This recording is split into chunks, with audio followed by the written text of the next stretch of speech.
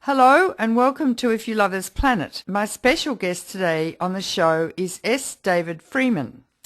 Mr. Freeman has served as an advisor on energy and the environment to Presidents Johnson, Nixon and Carter. He has a 30-year record as a board member and manager of many of America's largest publicly owned businesses. President Jimmy Carter appointed him as chairman of the Tennessee Valley Authority in 1977, where he cut sulfur dioxide emissions in half, stopped construction of 8 large nuclear power plants, and pioneered a massive energy conservation program. David Freeman was also Deputy Mayor of Los Angeles for Energy and the Environment, and he's won awards from the Los Angeles Coalition for Clean Air, National Wildlife Association, Global Green, and many other organizations for his devotion to clean air, clean water, and renewable energy. David Freeman, welcome to If You Love This Planet. Well, it's a pleasure to hear your voice and be in at least voice contact with you. Yes, Dave. I want to remind you and the audience how we met. I set up a symposium, about 8 years ago in Washington, D.C., called Global Warming and Nuclear Power. And you were one of the invited speakers. And we had, for 2 days, discussions from people on both sides of the issues. Yes, nuclear power is good. It stops global warming. To no, nuclear power is no good. And the terrible consequences of global warming. And I remember you stood up at the end with your typical southern accent and said, we can have all the energy we need in America by 2050 with no coal, no CO2 and no nuclear. And I said, you must be kidding, Dave. And you said, no, I'm serious. And I thought, my God, this can't be for real. So then I raised the necessary funds and employed your devotee Arjun Makajani to do the study called Carbon Free, Nuclear Free, which has become an absolute classic for the future of the United States. Would you like to comment on your statement at that time and how things have played out since then, Dave Freeman? Yeah, well, I think you've described it fairly accurately. Unfortunately, Arjun's book is a classic, but not the policy of the United States of America or any other country right now. So we still have a work in progress. We've shown that it can be done. What is lacking is the will to make it happen thus far. And I think that we have to not kid ourselves. The oil and gas industry seems to be winning the fight at the moment. The people on Earth are losing, and I'm an optimist. I think that we have developed the technology, we know the policies, but unfortunately, the petroleum industry, by amassing such huge quantities of wealth, have now developed the technology where they can drill anywhere at any depth and extract petroleum from the earth and charge enough money to pay for it. So I view the last 10 years as we've been talking green, we've been going brown, and carbon continues to increase worldwide, 3% this year over last year. We have all these grand programs for doing X by 2030 and that by 2050, but in 2012, we're losing this fight to the oil and gas and coal people, and my problem is that I'm not sure that everyone in the environmental movement understands that we're getting the stuffings beat out of us, and I'm trying in my 80s to try to instill a sense of urgency and passion in a movement that seems to, in America, to have tired blood. Tired blood, that's a good term, tired blood. Yes, I don't know what happens to people, whether they sort of slip into despondency and depression or practice some form of psychic numbing, or when they get to Washington with the NGOs, they sort of start drinking cocktails with the DOE and with the State Department slip into the sort of Beltway bandit type thinking and lose perspective, lose the passion, lose the urgency which you so display. I feel exactly like you do because of course I'm a physician, and I just always think of the planet as a patient, and it is indeed in the intensive care unit. And after I interview you, I'm going to interview a group of scientists who've just written a paper in Nature magazine saying that things are much, much more severe than they originally thought in terms of global warming and species extinction and the like.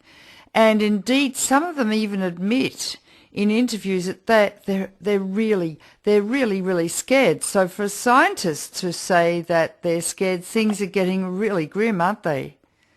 Well, let me tell you what is cruelly ironic. The greater the evidence is that climate change is already having an impact, the less we seem to care about it. Here, and I'm speaking about America. I don't really know about Australia or other countries, but we now have clear evidence that the ice is melting. It's melting to the extent that there's now a new Northwest Passage where ships can travel in the summer where they never have been able to for hundreds of years. And the whole Arctic is now open, and guess who's about to take advantage of it? The oil and gas people. They found huge quantities of petroleum up there. So the irony is that global warming is melting the ice.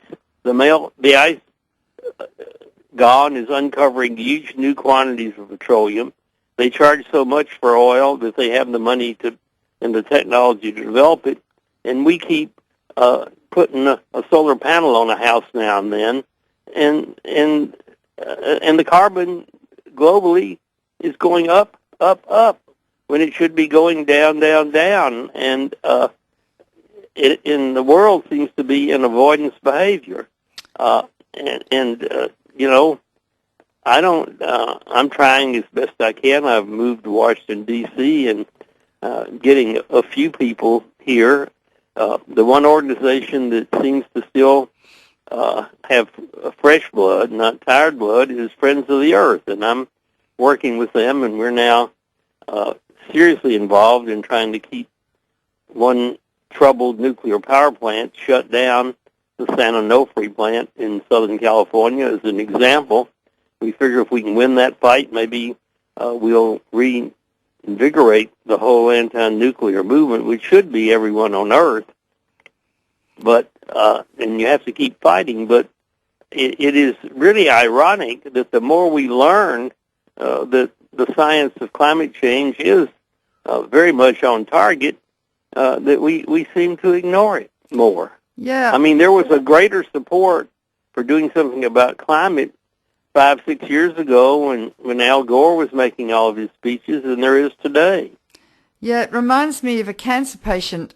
You know, when you tell someone they've got cancer and you know, it's terminal and they may have 6 months to live, people respond in a variety of ways. Some take it on, they go through their stages of grief, shock and disbelief, and then depression, and finally adjustment if they have time to do so psychologically. And others totally practice denial. They don't face it at all. They won't talk about it. They won't talk about dying. And so that's a minority of people, but I think that the majority of humanity at the moment is in that phase.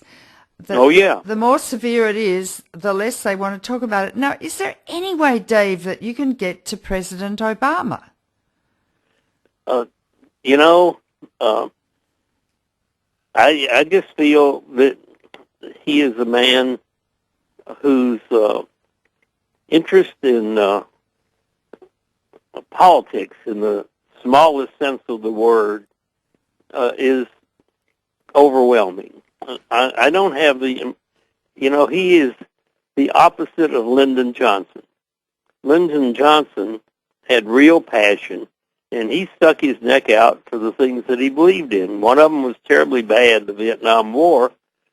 Others were quite good, the Civil Rights Movement.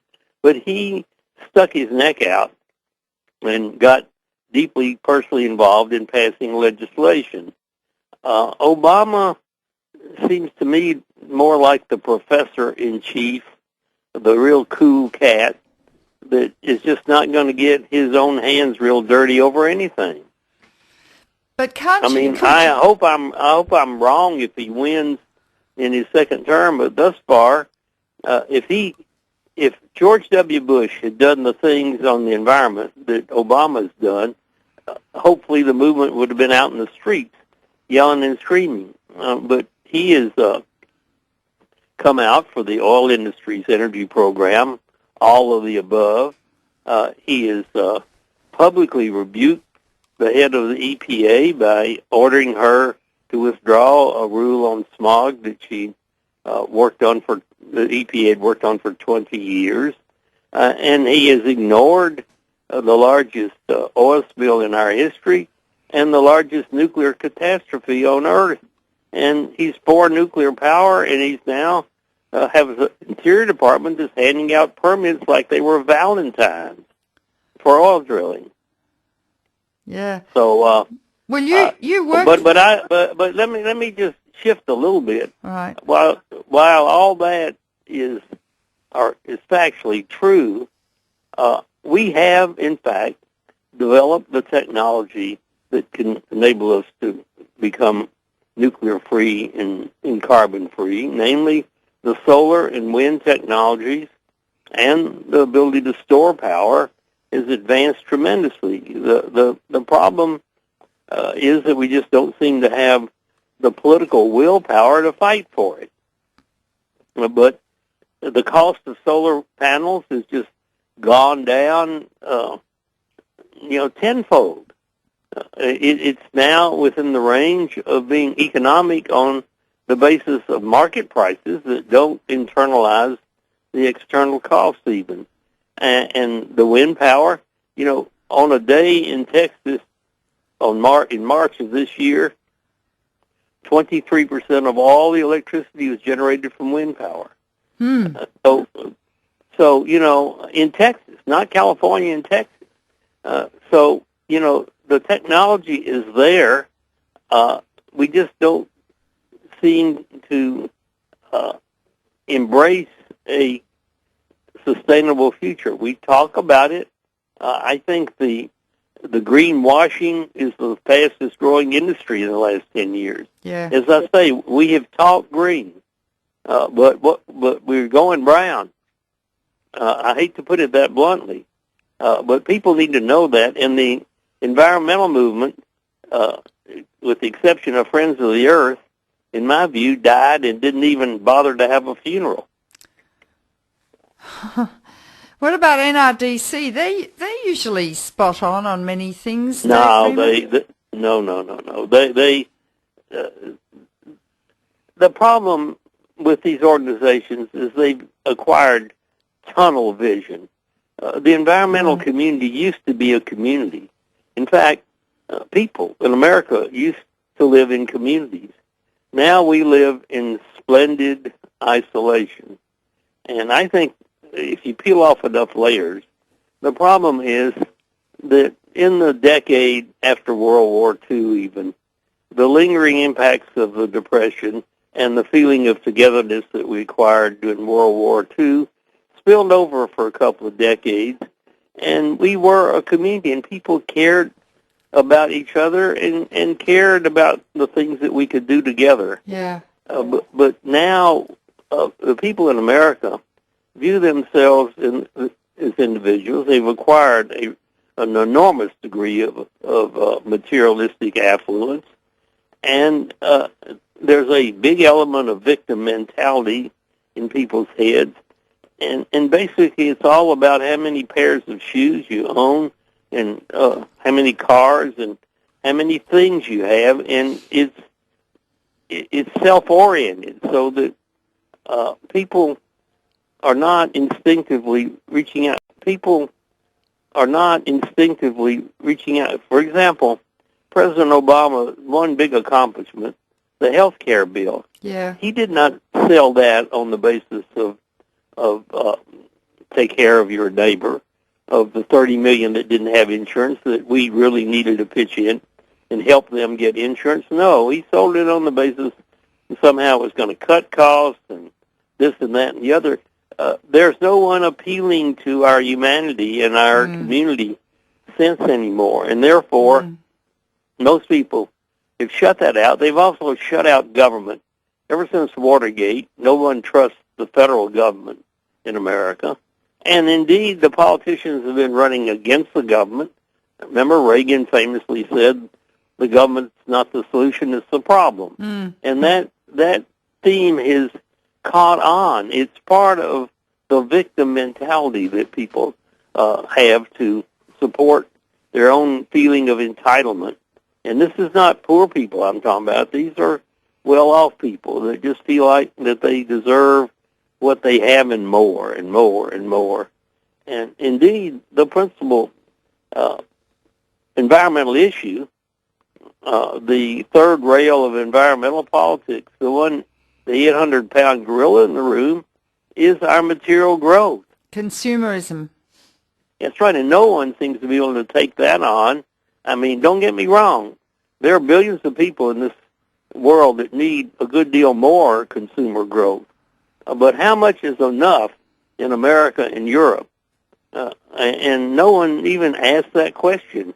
And no one is proposing, I shouldn't say no one, but certainly not many people are proposing a consumption tax to try to dampen the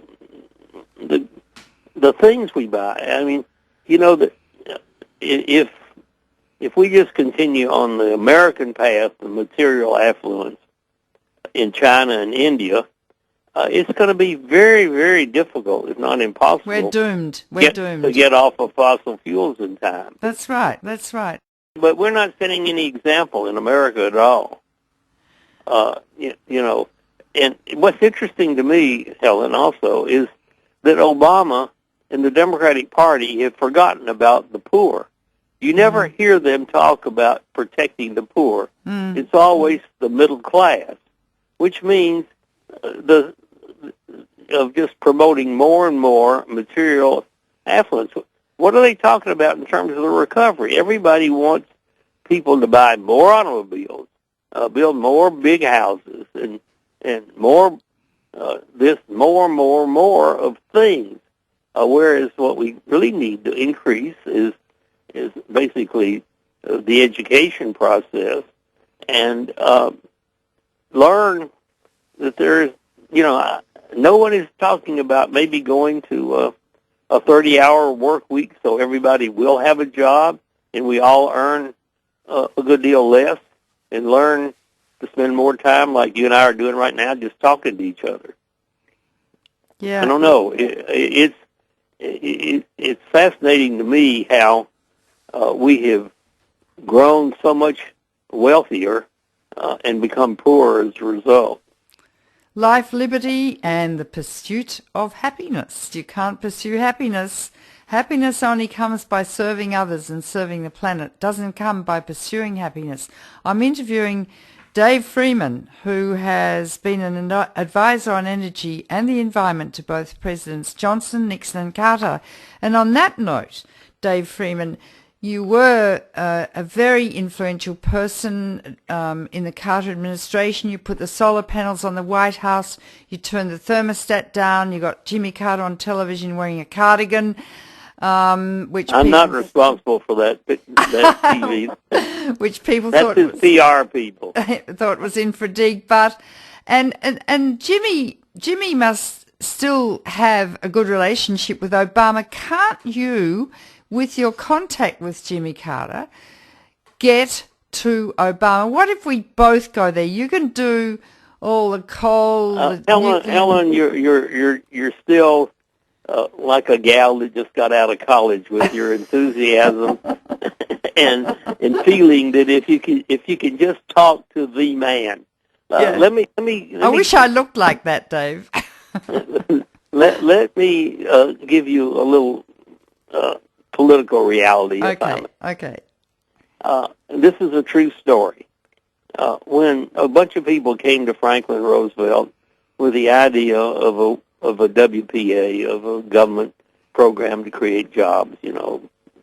Make trails in the Appalachians. In the Appalachians, and do useful things that would create jobs. It's called the WPA. Yeah. And he looked at them, and he sat there for a minute. And he says, this might actually be a pretty good idea. Now, get out there and make me do it. Make me do it. Yes. In other words, one person whispering in the ear might be okay if you're talking about the secret of an atomic bomb, and where Albert Einstein could whisper to Roosevelt and make a difference. But this is a political issue, and Obama needs to hear from millions of people. He's not and second of all, presidents by nature don't particularly like advice from ex-presidents. I mean, strangely enough, and I was with President Carter just a month ago, and I brought up this very subject, and he doesn't have a very high opinion, frankly, of Obama's energy policy, nor do I, and I don't know that they have that close relationship. But Al Gore speaks to Obama too. The thing about it is, a guy is a person. Let me put it this way: he's sort of Bill Clinton without any passion. He's very, very bright, and he knows what the right answer is. Yeah. And if it were politically expedient, and somebody else stirred up the folks, he would do it. But he is not a rabble-rouser. He's not somebody that's going to stick his neck out for something that's unpopular. And you can hope. If he gets reelected in his second term, I'm certainly going to try.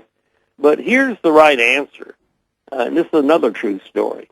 When Adlai Stevenson was running for president against Eisenhower, of course, he didn't win, but he went to this university, and he gave terrific speeches, and he gave this speech, and as he was leaving the podium and walking out, this woman jumped up out of the audience, and she yelled. He was the governor of Illinois. He says, "Governor Stevenson, all the thinking people in America are for you." And he said, "Yes, ma'am, but we need a majority."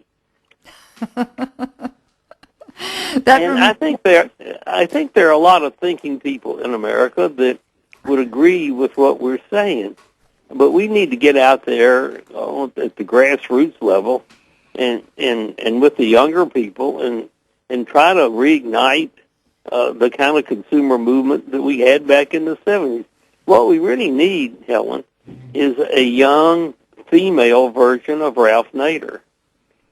And we probably need one in each state. I mean, we don't have in America today the kind of consumer movement that we had in the 70s when we had Ralph and we had Nader's Raiders, and they issued reports every week, and they were ginning up facts, and the young people in the country were a part of the political process. The young people in America today have tuned out the political process. They got excited about Obama in '08, and they don't see that he's done that much, at least as far as they can see. It's hard to get excited about, the flood that didn't happen, and the fact that it could have been worse. So we got a tough fight on our hands. I'm not saying, and I think we need to be putting an energy policy on the table worth fighting for. Right now, the environmental movement is fooling around with crumbs, and we need to reignite I think the anti-nuclear movement can be reignited. We need to win a fight or two. We're trying to win one in Southern California to show that it can be done. There are some young activists that I've met here in D.C. This fight is by no means over. But in order to win it, we have to recognize that right now we're losing. Yep, I agree. And of course, I helped to instigate and lead the movement in the 80s against nuclear war and nuclear weapons with my organisation, Physicians for Social Responsibility. But the main way that was done, Dave, was actually I had an agent in Hollywood called Pat Kingsley who represented most of the major film stars at that time. And she would say to Merv Griffin or Donahue or any of them, look, I'll give you Sally Field and Lily Tomlin if you'll put Helen Caldicott on too. And no one wanted a boring old female doctor talking about the medical effects of nuclear war, but they did want Sally Field and Lily Tomlin. So she used them sort of as a hook to hang me on. And through that mechanism, I got to speak to millions of Americans. And it's my experience, Dave, that unless you have the media cooperating and you on television, you know, on major television, or on Jon Stewart, you'd be great on Jon Stewart and Colbert and all the rest, or Rachel Maddow, you should be on Rachel Maddow. And me too, and I've just been doing a 7-week speaking tour in the States, and I can turn an audience on like you can too. But you know, it's only little bits here and there. It's counting the angels on a head of a pin instead of getting to millions and millions and millions of mums and pops sitting before their television sets and educating them, inspiring them to reach for altruism instead of consumerism. You couldn't be more right, and I feel like that we're trying to light a fire in Southern California, and we'll get some of the stars involved in that. But if we could win one, if we in the process show that nuclear power is dangerous, and fortunately, and I think that we have a living example of that in this San Onofre nuclear plant, which we are focusing on. It's right next to an active earthquake fault. And it's designed for just a moderate earthquake. And now, guess what? You know, the Nuclear Regulatory Commission last Thursday, guess what they met on? You won't believe this. Even you won't believe it. The subject of the meeting was 80-year licenses for old nuclear power plants. 80-year licenses? My God, that's from the first build up to when they have to close. 80 years, my God. Well, will you extrapolate on that, Dave Freeman, and tell us what that means? Well, if you're not, if you wouldn't want to drive an 80-year-old car, can you just imagine the dangers of taking a nuclear reactor built in 1980 with the design of a Fukushima plant, right? That would operate for 80 years. That's to 2060, and next to an earthquake fault. Now, you don't have to be a scientist to figure out that maybe the chances of an earthquake happening in any 1 year is pretty small. Maybe even 5 years. It ain't gonna happen. But if you have a plant actively operating for 80 years, you're not just rolling the dice; you're practically committing suicide. Yeah. And not to mention the fact that you know, if you're 80 years old yourself, you have very good idea of what problems of old age. Now, these plants were designed for half that long. Yeah. We have no idea what how the bombardment of these radioactivity inside the reactor vessel is going to do to the reactor itself over years. We have, I mean, practical things like the insulation on the wires is going to wear out. I mean, we have no. It just makes everyone living within a 50-mile radius a guinea pig, while the NRC experiments of how long a radioactive factory can exist without meltdown, annihilating the population. Well, you know, it's a form of insanity, but that's the Nuclear Regulatory Commission. But who are these idiots? Who are these idiots? The 5 people on the Nuclear Regulatory Commission. Where do they hail from, Dave Freeman? Well, you know, it's a form of insanity, but that's the Nuclear Regulatory Commission. But who are these idiots? Who are these idiots? The 5 people on the Nuclear Regulatory Commission. Where do they hail from, Dave Freeman? Well, what you apparently have not, despite all of your exposure to these people, you haven't yet accepted the fact that nuclear power is a religion. Yeah, it is. To these folks, it is a religion, and it is a religion that they believe in with the same passion and lack of any thought as any other religion. Well, what's the reason? I don't understand this. I mean, I know that religion for a lot of people is because they're scared of death, so they want to believe, pie in the sky when you die sort of thing. No. It's a guilt trip. It's a guilt trip. How do you mean? Plain and simple. Well, we started off by dropping the bomb. Yeah. And as soon as Truman heard about nuclear power, he said, we got to make something good out of this. We've done something bad, now we got to make something good. So America had a national guilt trip over nuclear power, and that resulted in the Atoms for Peace. It was Eisenhower's major speech. We spread it all over the world. We established nuclear power in every country we can think of, including Iran. And now we seem to regret it, but the truth of the matter is atomic energy was considered the wave of the future, and it was built on a massive guilt trip, and it is a religion that they believe that it's just got to be good. Got to be good. It's got to be good even though it's not good. It's got to be good.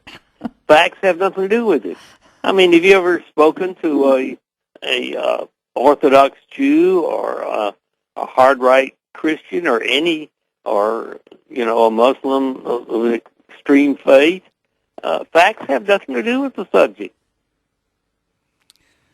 Yeah, well, and you do not get appointed to the NRC unless you kind of drink the Kool-Aid. What about Alison McFarlane, the new chairman of the NRC? Well, she's a geologist. She slipped by because they wanted to get this other religious person nominated and confirmed again, but 4 of the 5 of them are true believers. She may not be. And, they have a maverick every once in a while, but I learned one thing when I was the head of the Tennessee Valley Authority that was essential to any success I had. If you have a 5-person board, you got to learn to count to 3. Yes. If you have a 3-person board, you have to learn to count to 2. Once you get that through your head, everything else follows. And they always have a working majority of true believers in nuclear power at the NRC. A possible exception was when Carter was president, when we had some pretty good people on there. But other than that, it's been a closed deck, and it's a very closed deck right now. 4 of the 5 are true believers. So I'm not surprised at anything they do. If it's an unmitigated good, it's going to be an unmitigated good forever, and it's a sin to shut down the plant. Yeah, it's amazing to me, too, after Fukushima and that ongoing absolute catastrophe. There you go again. You're trying to apply logic. Sorry, Dave. You gotta know the opposite. You gotta know the opposition, my dear. Now, there's still a possibility of persuading the 99% with facts, and that's the job that you and I and others have. And frankly, I think that Fukushima opened the door again to people talking about the subject, and we feel that if we can make an example of 1 or 2 really troublesome plants and get them shut down, that we can reignite this movement. And we are learning that we get more and more people in California concerned. But it's a hard fight to get into the mainstream media. Do you know who owns CBS and NBC? Yeah, NBC and NBC, GE and Westinghouse, that's right, and they build nuclear power plants and missiles and nuclear weapons. So you never hear a discouraging word about nuclear power. But, it's a tough fight. That's why people like you and I are in it. That's right. You never took on anything easy. But in a way, you had reason to feel a real sense of accomplishment, and you still have. I mean, the weapons side has not gone away, but certainly we made it through 50 years pretty well. By luck, sheer luck. Yeah, but the effort has been, thus far, you'd have to say more successful than not. And we won the civilian nuclear power battle. None were bought for 25 years. That's true. It's just that we got a bunch of what I would say unthinking environmentalists that think that have chosen nuclear power as being a way to avoid carbon, and anybody that would substitute plutonium for carbon is an idiot. Oh, that's a great statement, substitute plutonium for carbon. I'm going to use that. That could be a bumper sticker, Dave Freeman. Well, you can say what you... It's just true. And unfortunately, but fortunately, I think that we're fighting back now, and we're finding that we can spread the crowd, and our campaign in San Onofre is attracting more and more attention, and we've kept the plant down for 4 months now. They can't open that plant. It's just too fragile with those steam tubes. Yeah, yeah, but it's taken a really serious effort on the part of Friends of the Earth that I'm advising to mount this effort, and we now have the utility conceding that they're going to keep it down throughout the summer because they really don't know what's wrong with it, which is quite an admission. Quite an admission, yes. So, Dave Freeman, what do you think would happen to the true believers if there was actually a proper meltdown in America? That wouldn't change them. It wouldn't change them? If hundreds of people are dying of acute radiation illness with their hair dropping out, vomiting and bleeding to death, and then an epidemic of cancer 5 years later? This happened in Japan. It didn't affect them. But I don't think Americans care too much about Japanese, and certainly they didn't care about Russians. I was on the ABC radio. Well, now, you phrased your question in a way that I'm answering it in a narrow sense. Okay. Obviously, it would change public opinion in America. Yeah. But you asked me about the true believers. Yeah. Them, it's a religion. Nothing has changed their opinion. Listen, I come from the Tennessee Valley. I went back down there to the TVA board the other day and confronted them face to face. And I told them that they're just treating this as a religion. They have facts to show that the nuclear plant that they want to build is more expensive than any other things they could do. They're doing it because it's the hometown product, and they believe in it. People like that, but they can be marginalized. If, God forbid, there were a terrible accident in America, it would change the vast majority of people. But right now, the true believers are very influential because they control all these national labs, which have senators in the West that represent them, and they have true. It's become a political mantra of especially the Republican Party, but there are a lot of Democrats pro-nuke, and they've gotten the cover. There is a special place in hell that is reserved for environmentalists that support nuclear power. I agree.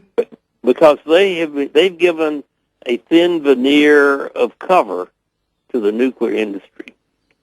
Yeah. So that they can say, well, so-and-so who used to be in Greenpeace says that we're clean. What's wrong with you, buddy?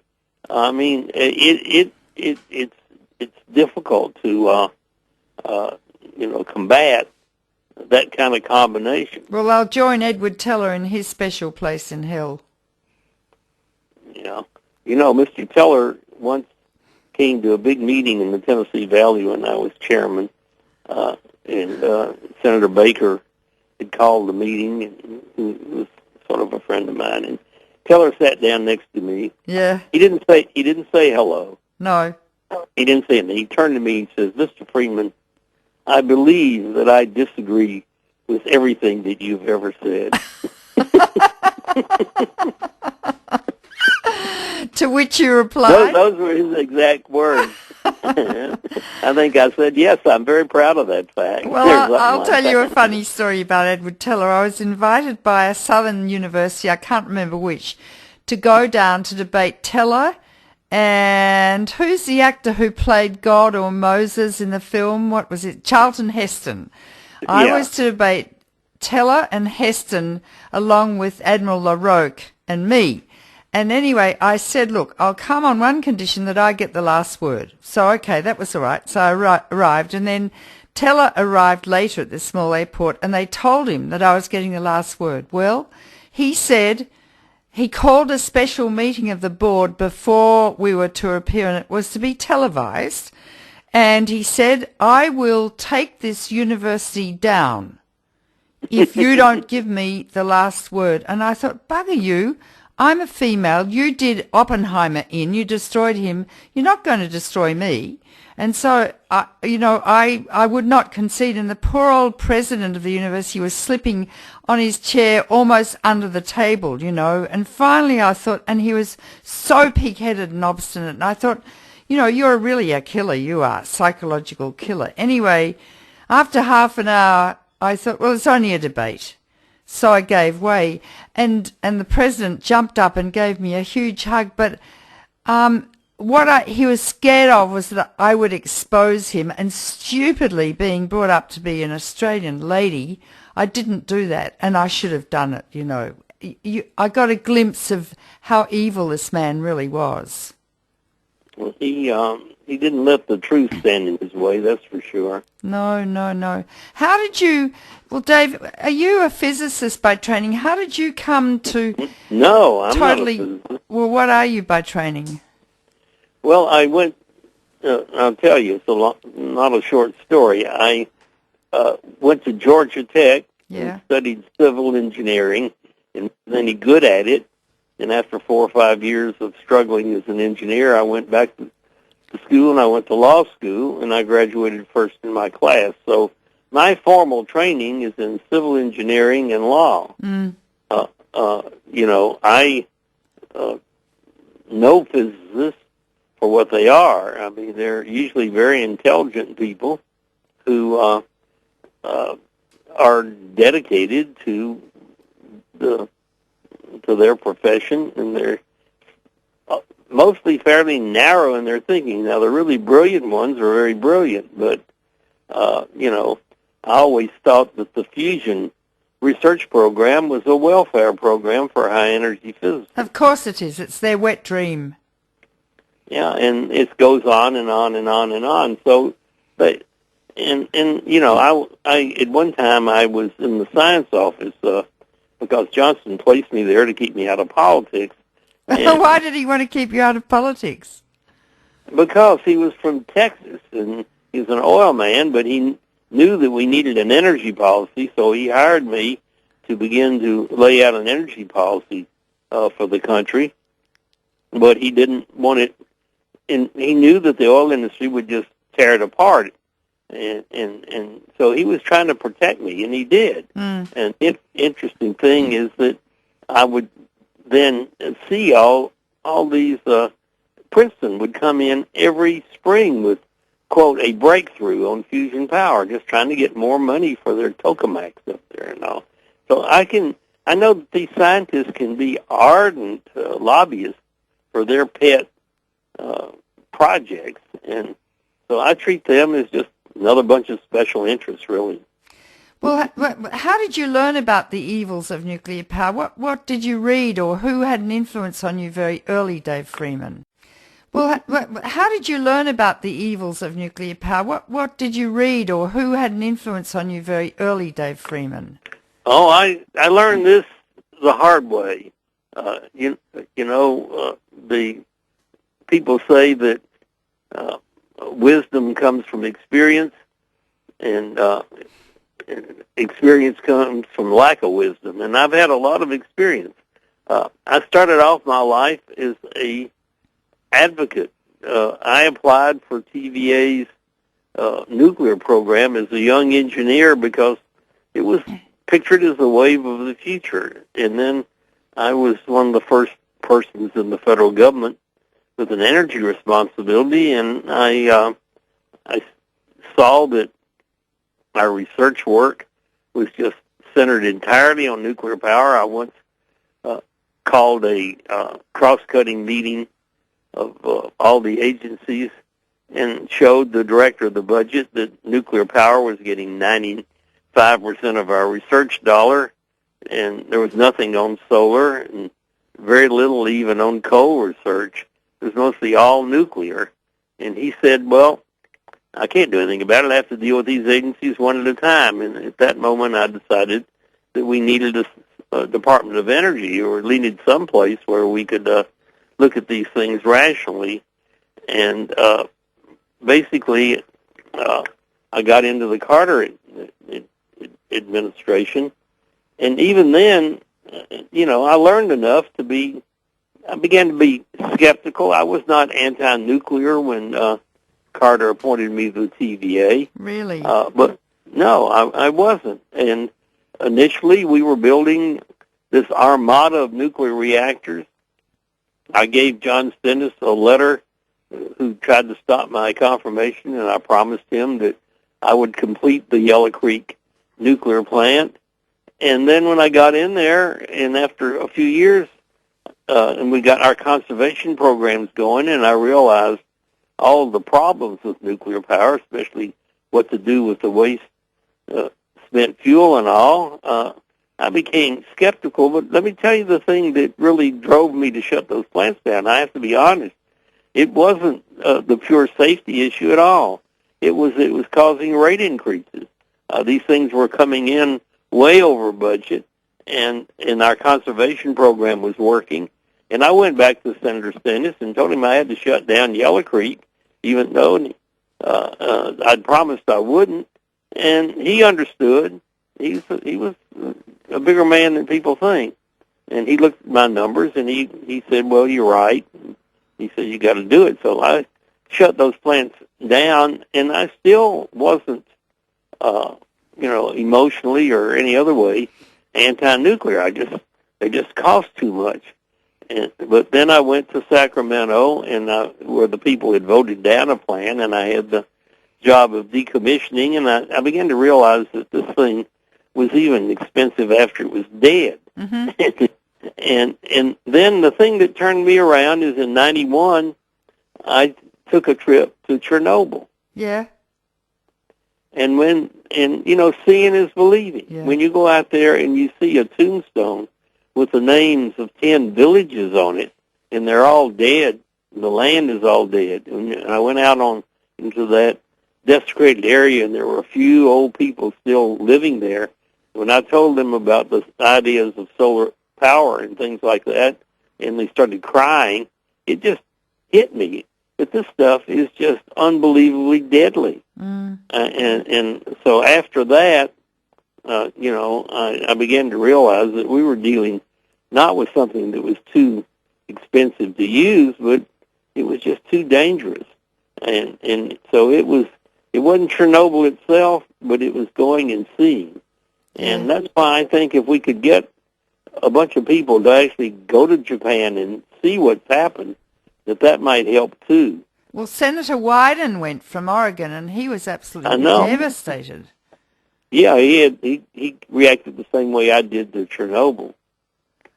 Yeah, well, there's been a huge cover-up of Fukushima. But before this hour is over, I do want to say a bit more on the positive side. Please do. The solar technology is now become nearly cost competitive with fossil fuels. The Chinese are selling solar modules at less than $1 a watt, and I think the price can come down even a bit more. And the large wind turbines are there. This technology is cost effective. We need to get the word out that the renewables on a life cycle basis are cheaper, and they're certainly cheaper if you put any value to the survival of mankind on this earth. And somehow or another, in America at least, the good guys have stopped even making that point. I don't hear the words climate change or renewable energy being advocated. And so I'm groping for some new ideas. And one of them possibly is to get all the green states to form a green compact and adopt common laws that would simply, what's wrong with outlawing new coal plants and new nuclear plants? Absolutely, they should be outlawed. Absolutely. And what's wrong with a law that says when a coal-fired plant gets 40 years old, it's time to retire? Yep. And that way we can make the 2050 goal, but we've got to start getting carbon going down this year and next year. Yes. I am impatient with people just adopting big goals 20 years away and doing nothing to achieve them. Yep. And we've gone through 5 years of that. Yep. And there's too many people bragging in the environmental movement about what they've accomplished to just get more money out of people when they haven't accomplished doodly squat. Yep. And there's too much tunnel vision of people just having their pet little project and being indifferent to the impact it has. There's so many ironies here. Ecology taught us that everything is connected, yet the environmental movement is into tunnel vision, and they're not a cohesive, united group anymore. That's right. Well, nuclear is sort of been put in the closet. Dave, and we're trying to bring it out. Tell people how you can store solar power, solar thermal plants, how you can store wind power, because they keep coming up with base load power, and you can't get that from renewables. Well, let me tell you, I've run 5 big major utilities, and a base load power plant, I don't know what language I can use, but it's a pain in the ass. You have to run it all night long when you don't have much load. Yeah. What a real utility guy wants is dispatchable power that you can turn on and off very quickly. Yeah. And that's not a nuclear plant, and it's not a coal plant. It's gas turbines, really, but it's also hydropower. It's also solar and wind. The solar and wind you will run every minute you can because the fuel cost is zero. The marginal cost is zero. And what people forget is that Hoover Dam was very expensive when it was built. But today it's 1 mil power because it's depreciated. It's still working. There's not a solar panel on this earth that's ever worn out. They degrade a little bit, but there's some in SMUD that were built in the 80s that are still doing fine. And over the life cycle of the plant, as you depreciate the solar and wind project, it gets lower in cost. Whereas certainly the fossil fuels don't seem are not going to get lower, and they have fuel costs every time you use them. So we have not made the case for the renewable resources that need to be made with vigor and with knowledge. And a lot of the politicians, seeing that the going has gotten tough, they've got going. And shut up, and they're not pushing it. And do you work with James Hansen? Do you work closely with James Hansen, Dave Freeman? No, I don't work closely with him. He is sounding the alarm, and they've been sounding the alarm for some time.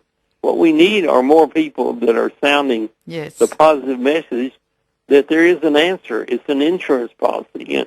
Yeah. I go at the climate change a bit different than these so-called experts. I tell an audience this. I don't know 100% for sure what the impact of climate is going to be. The scientists say that it's going to have a devastating impact, but I don't know for sure. But neither do you. Now, that makes this a risk. And what does a businessman do when they have a risk? I don't know I'm going to die next year, but I take out insurance in case I might. And we have good reason to believe that climate requires it. And the insurance policy will simply clean up the air in the cities and prevent asthma and lung disease and stuff like that. So let's just take out the policy. You're very inspiring, Dave. We've almost reached the end of our time, but you're so inspiring. I want to get on the next plane from Sydney and fly over to Washington, D.C. and work hand in hand with you to evoke this revolution. And I think we could do it. I do. Well, I live right in downtown D.C. now. I'm 15 minutes from Reagan Airport, 45 minutes from Dulles. So I'll be looking for you. You can just knock on my door at midnight. At any time, huh? Yeah. David, it's been we'll invite Arjun over to chaperone. And he can take us out to an Indian dinner.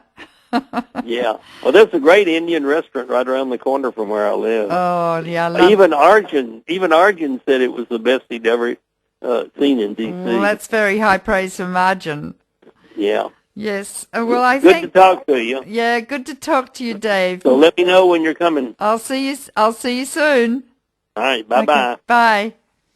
My guest today on If You Love This Planet was David Freeman, who served as an advisor on energy and the environment to Presidents Johnson, Nixon and Carter. And unfortunately, I didn't get to ask him about President Nixon, which was on the tip of my tongue, but he talked so much and it was so fascinating that I couldn't interrupt to talk about President Nixon. Anyway, thanks for listening today, everyone. It's been great.